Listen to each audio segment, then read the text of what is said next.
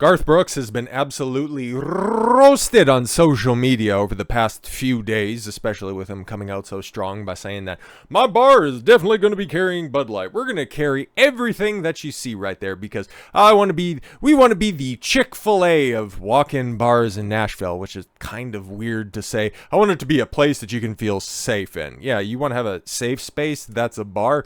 You remember probably playing the honky tonks when you were, coming up through the ranks, and were those necessarily the safest places? Like, I've heard stories from my parents way back in the cut where if you'd go down to a country western bar, safe and space, well, it was definitely a space. Safe was probably in between the flying bottles and flying fists, but okay, I understand. It's 2023. You want to update and be hip and cool with the times. So if you want to have every beer on tap, which is your statement, well, you also need to realize, and I know a lot of people hopped on that, well, if you don't like it, you're just being an asshole. What was the specific quote? I don't want to, take him out of context because I think that would be just a touch disingenuous. I know this sounds corny. The father of three told Billboard, I want to be a Chick-fil-A of honky tonks. I want it to be a place that you feel safe in. I want it to be a place where you feel like there are manners and people like one another. Okay, well, just do that, right?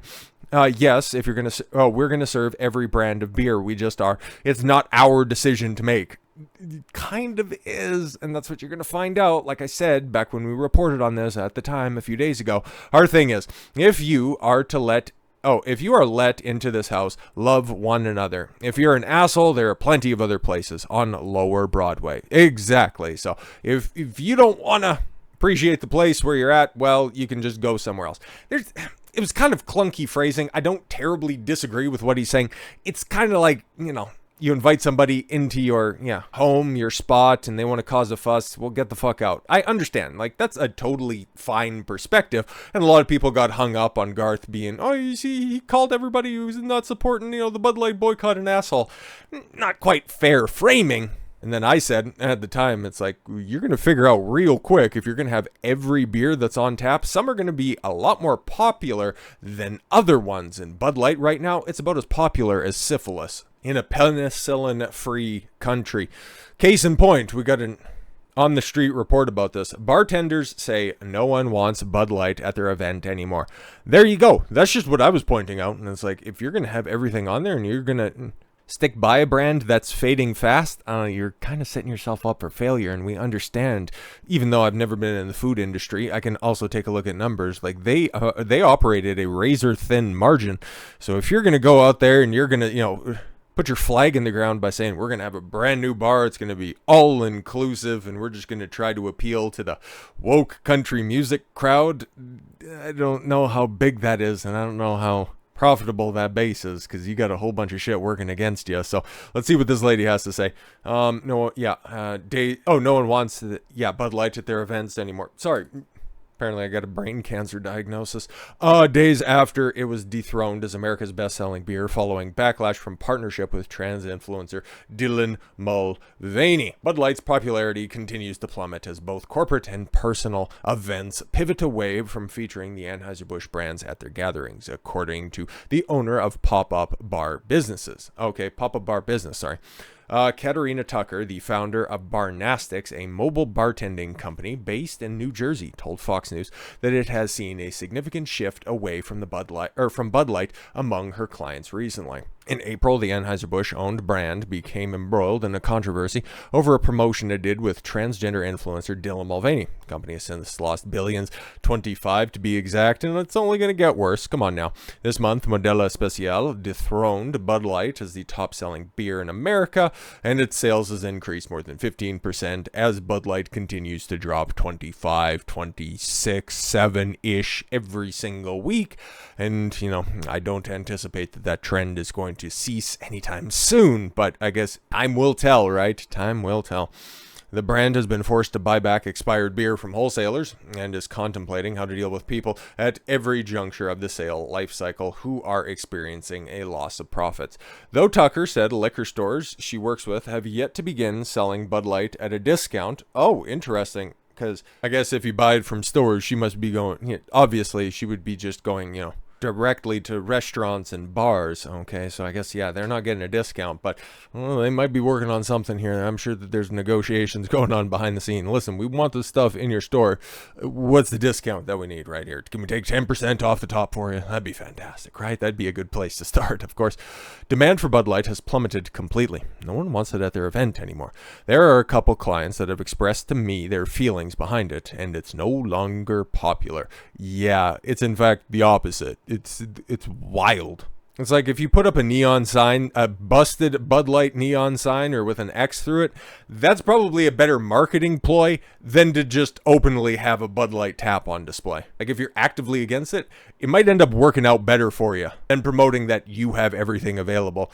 That's why I think Garth Brooks' strategy is fucking terrible, but he's trying to also offload and mitigate any of the consequences of that. Well, it's not our decision. No, it's like, well, it's going to be your customer's decision. You're going to realize that, ooh, it's a poor one. She said her customers, the consumers generally, are becoming more aware of whether the brands they support align with their personal and political values. Exactly. Just be apolitical. You're selling a product, for Christ's sakes. You're supposed to try to appeal to the widest market possible. And what are you doing? Well, you're trying to market to the narrowest slice of the population as possible. It's not exactly a winning idea. As a result, people are actively seeking alternatives to Bud Light, gravitating towards craft beers, specialty cocktails, and premium spirits.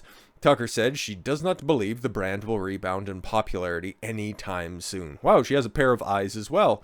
With the company that I've gotten and how strongly a lot of clients feel about it, the company, doesn't switch gears, I don't see the popularity picking back up, she said. Tucker's company website allows customers to create a custom proposal that allows the company to see and understand any shifts in demand for certain products. Sometimes things blow over, she noted, and added that Bud Light's actions as a corporation hold a lot of weight with their consumers. Tucker said that she has noticed the same plummeting demand for other Anheuser Busch products like Budweiser, but anything Bud Light they just won't support. Interesting. Oh, she's not noticed the same. Okay, for other products. Well, you can see the drop in other, Anheuser Busch products as well. Stella Artois, Michelob Ultra, kind of been what people are pivoting off of Bud Light, and if they don't know specifically if they're under the same company banner. But the one that has taken a hit is Budweiser, because obviously, right? That one makes sense. Bud Light, obviously derivative off of the old classic Budweiser. And like she's pointing out there, in Bud Light, you guys better start pivoting and hearing some things in the background that there's emergency ad campaigns getting ready to be launched here really, really quickly. I'd imagine it's probably got something to do with Independence Day. It's going to be wholly patriotic, but we kind of have a pseudo holiday popping up this time next week. It's one of the most underappreciated, undervalued days on the calendar. And I'm talking about Father's Day. Father's Day's coming around, and stereotype is that, oh yes, give your dad a day and he'll just sit back and crack open a cold one, and he can finally get the rest and relaxation that he deserves for being the provider and protector for the entire family. That used to be the old idea, but now, fathers just get shit on day after day after day, but I'm not one of those people, of course. I love my father. He's my hero. He's my idol, and, he's instilled in me many great values. I don't need a specific day to know that, my old man's a good man. But I will definitely, this time next week, be taking a moment and, recognize that. And Budweiser, not Bud Light, but Budweiser also knows that as well. So they're doing a marketing campaign. But this one right here, it's probably been in the works for a while, because you had to collaborate and you had to coordinate, this little ad that they have right here. It's with probably one of the most famous father-son sports tandems. Like, you could say Bobby and Barry Bonds. Maybe. But I think Ken Griffey Sr. and Ken Griffey Jr., mostly because Ken Griffey Jr. is probably one of the best players to ever play the game. And the fact that they got to play together on the same team at the same time, that's pretty special. So under different circumstances, this would be a great ad, a fantastic ad. It's just now, well, anything that Budweiser, Bud Light does is kind of absolutely terrible.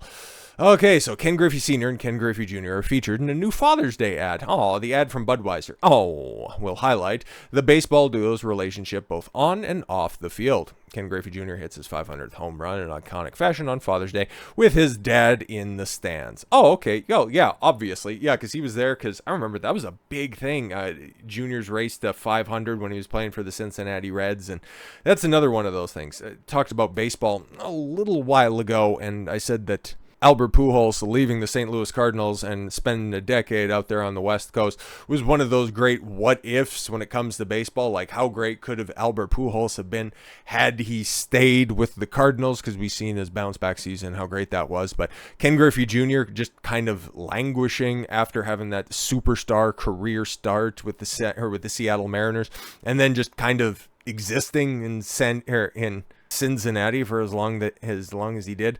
Like, I understand that, yeah, wanted to play for the same team that his old man, spent a whole bunch of time with, but him not winning a championship is probably one of the biggest travesties that's out there, even though he was never really on a competitive team outside of those early 2000s Mariners teams. But I digress. Let's take a look at this ad, and first and foremost, how's it doing? 104 upvotes. For a channel and a brand that has 215,000 subscribers. Not great.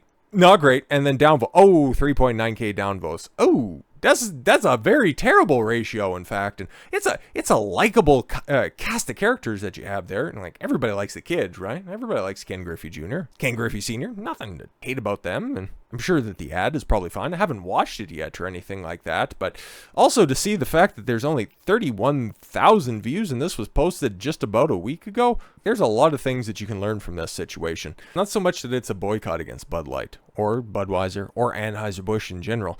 It's just apathy. Apathy is set in for the brand, and that's the worst, because at least if you have open, outright hatred for a brand, if you can elicit either hatred or undying support, you can take people on that roller coaster of emotions. But if nobody cares what you're doing, it's impossible to hook anybody in. So maybe that's what we're seeing right here. And yeah, perhaps the assessment of the lady who's running that event platform is probably true. Nobody wants anything to do with Anheuser-Busch products at this point in time. But it's 30 seconds. Let's take a look.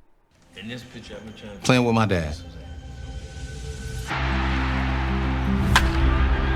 Yep, we can all. You've probably seen highlights. If you're a baseball fan, you've at least seen highlights, unless you might have just specifically seen those games.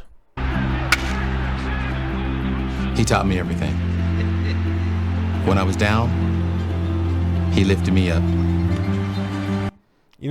That just would have been so cool. Like, I'm just watching. Like, it's so far, it's a good commercial, man. It's a good commercial. It's just wrong timing. And his belief in me taught me to believe in myself.